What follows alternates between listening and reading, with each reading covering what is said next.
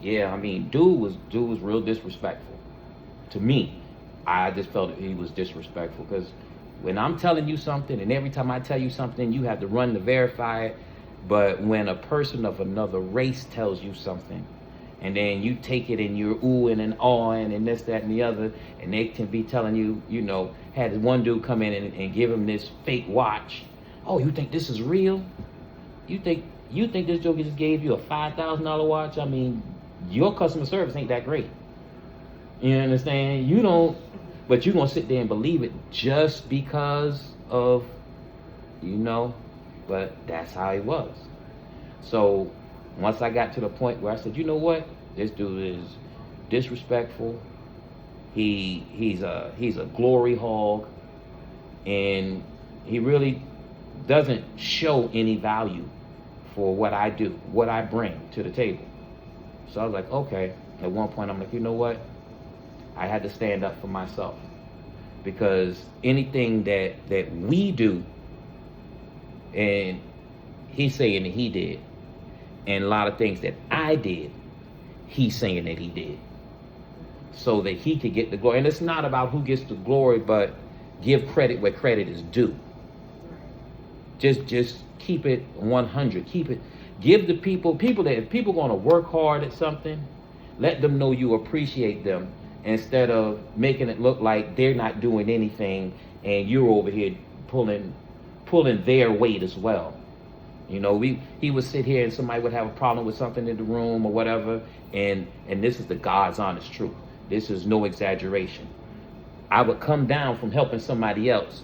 All of a sudden, when he see me, then he picks up the phone, like he's on the phone with somebody, or he'll start typing and say, "Oh, room such and such needs their toilet clogged."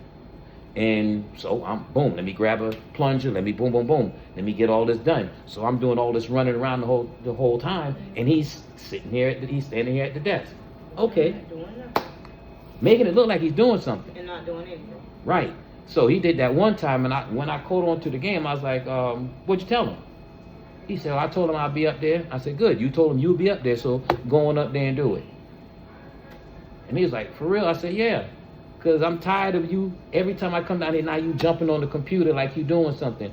Don't worry, when I walked by you a couple times, I walked to see what you were doing. You were doing nothing. Because you don't want to move.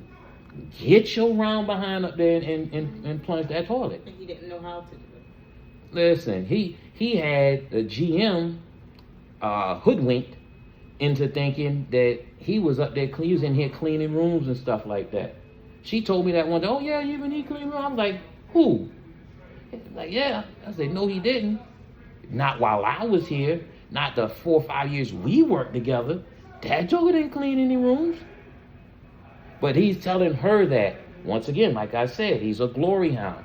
He wants to make it seem like he's doing all this. So if you're doing all this, what in the world was I doing? Cheering? You know what I'm saying?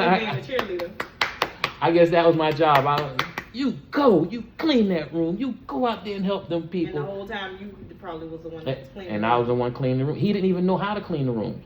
He was here 2 years before me, 3 years before me. And I was cleaning the rooms, and he didn't even know how. Or he just faked like he didn't know how. So he didn't have to do it. So he wouldn't have to do it. Didn't even know how to check rooms. I learned how to check rooms before he did. I came in here within 3 months. I asked to learn how to check rooms. Right. He's sitting there. But if you're still watching this, I'm going to tell you. Yeah, check this out. So, I told him, he talking about, he had Cherokee in his family. I'm like, Lord have mercy. Shit. I'm like, okay. Oh no, because he had gotten to the point where he irritated me so much that I had to irritate him. And the thing is, when I hit you with something, believe you me, I'm ready for any rebuttal that you have. If I'm really into it, I'm ready for any rebuttal. So I was like, oh, you're a $5 Indian. You ain't no real Indian. Oh, my great grandmama was an Indian. You said you don't even know your grandparents. Now he was a liar. Oh, So you gonna tell me the great grandma that you didn't even know? You didn't even know your grandmama, but you know your great grandmama. You don't even know your relatives like that, but you knew your great grandmother and you knew that she was Cherokee. Okay, it's possible you didn't know her, but you know where they came from. Possible. Okay, still $5 Indian, not a real Indian. Oh, you gonna tell me? I said, yeah, pretty much. I'm looking at you. You ain't no Indian. You ain't no native. $5. $5. You don't even know what I said. Do you even know what a $5 Indian is? No. So how you arguing something you don't even know what it is? You could be, and you just didn't know. You know what a $5 Indian is? I know you gonna tell me. $5 Indian is, let's see, what's this, the 1800s? I think it was the 1800s. When they defeated the Native Americans, when they were pushing them off their land, what they were doing is they were offering parcels of land for $5. Now, while they were offering the parcels of land for $5, they would also put that person's name in the Native American registry. So anybody, no matter what race, culture, or what have you, that paid that $5 would be listed as Native American. Who had the money back then?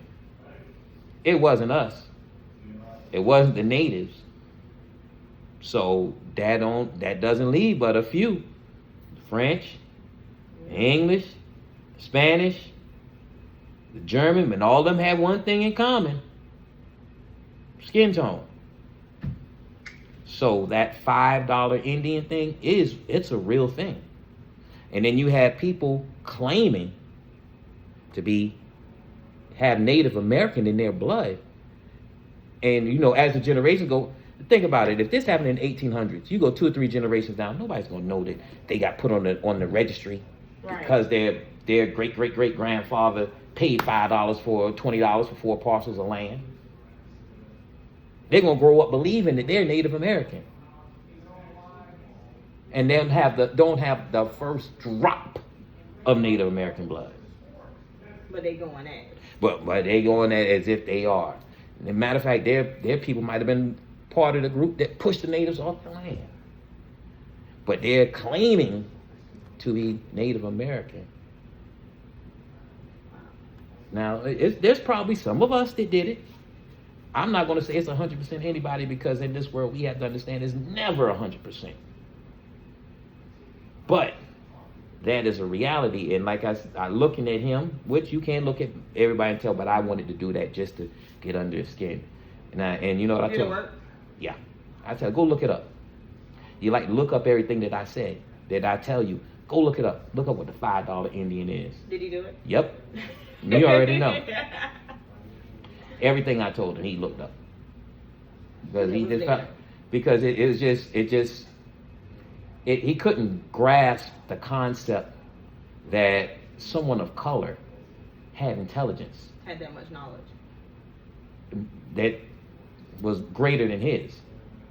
Even in his field of work. Even down to his field of work, when we were debating, I'm not going to say arguing because it was a debate. And, we were both close to 40 hours. Mm-hmm. So he's like, well, one of us has to go, I said, well, the company would probably rather have you go than me. Oh, no, they would rather have me here. Why? I said, why? Oh, well, if they need me, I said, look, let me tell you. If you go, they have to pay more in overtime than if I go, because you're making more money than me per hour. Because he was still hourly at the time. Didn't make sense to him. Go in and talk to Misty, because his favorite thing, ask Misty, or Misty said. Misty didn't even say 90% of the stuff. Don't even know nothing about nothing. Right. So, and then when she tells him that he's wrong, he sits there beat red. He was a trip, though. I mean, I didn't have any animosity for him, to be honest. I just hated when he tried to play me all the time. Mm-hmm. And so the more and more he played me, the more and more it built up. And once it got, you got pissed off. Once it got to a point, I just had to show you're not as bright as you think you are. And I'm going to show you that. And I truly believe that That's what took You gonna him. bring the intelligence out of him. That's what took him from this place, and he ran to the other spot. Cause I was always trying to figure out. He's been over here that long. Right. Why? How the hell did you get over there? Yeah. Well, that and running under Tony, because Oh. Tony was that way as well. Really? Oh, listen. I didn't see that side of. Well, You're not- he didn't show me that side. I'll Right. say that. You have to. Certain people, they know how to cover it up and make everything seem equal until, you know, it's all let's see how do I put this? You have to really work with them to understand. Like when it came to things that happened at this hotel, he had his little quips and calls with Misty. Yeah. Yeah, so he really, you know, he had his little things to say. He threw his little jabs. He threw his little jabs at me. Welcome back. Hey. All right. Yeah, so he had his little jabs with me as well. Really? Yeah. And I sent him a nice business-like, intellectual email to let him know how I felt. Not how I felt, how things were, and how I wasn't gonna take XYZ. What was a better way to handle it as a mature adult, as opposed to being some 60-something-year-old immature person. And it was the wording in it. Sometimes it's not what you say. It's how you say it. Because more than likely, I already knew that me sending that to him, he could send it to the owners. But when you send it to the owners, I want you to go through it, go with a fine-tooth comb, and tell me where the lie is. I want you to go through it with a fine-tooth comb and tell me where I disrespected you. I presented the problem, presented a better solution than you gave, and thanked you, and went on about my business. And that is what gets under some people's nerves, on their nerves as well. Gets under their skin. Because they want to be able to go back to ownership. They want to be able to go back to the hierarchy and say, oh, look at they cursed me and and they said this, that, and the third. Nah. When you take this back, how Martin say, run tell that. You go back to them and show them how, instead of coming to me like a grown man, like a mature adult, you just jumped the gun and then went and told everybody else, don't put him on your list. Ain't none of your business who they put on their list.